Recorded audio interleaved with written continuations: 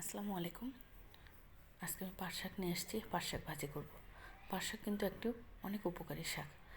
জ্বর হলে যাদের রুচি কমে যায়, শরীরের ব্যথা, তারা এই শাক ভাজি খেলে অনেক উপকার পাবেন।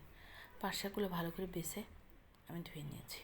এদিকে আমি পেঁয়াজ কুচি, রসুন কুচি এবং ধনেপাতা কুচি নিয়েছি। আমি রেখে দিলাম এবং নিয়েছি শুকনো মরিচের ভাজার গুঁড়া। এদিকে আমি চুলে প্যান বসায় শাকগুলো দিয়ে দিলাম, উপর দিয়ে লবণ দিয়ে দিলাম। কিছুক্ষণ জাল করার পর শাকগুলো কমে গেলে আমি ধনেপাতাও দিয়ে দিলাম। দিয়ে যে শাকগুলো সেদ্ধ হয়ে গেলে আমি একটা জালিতে নামাই নিলাম। চুলে একটা প্যান বসে আমি সরষের তেল দিলাম, দিয়ে পেঁয়াজ কুচি, রসুন কুচি দিয়ে দিলাম।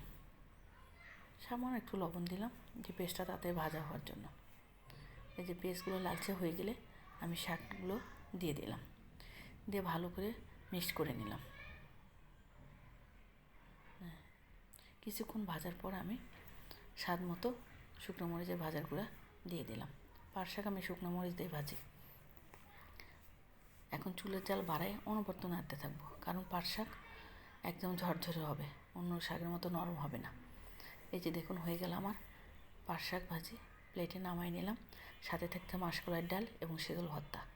এটার যে কী স্বাদ, এটা আমরা যারা উত্তরবঙ্গে শুধু তারাই বুঝবেন।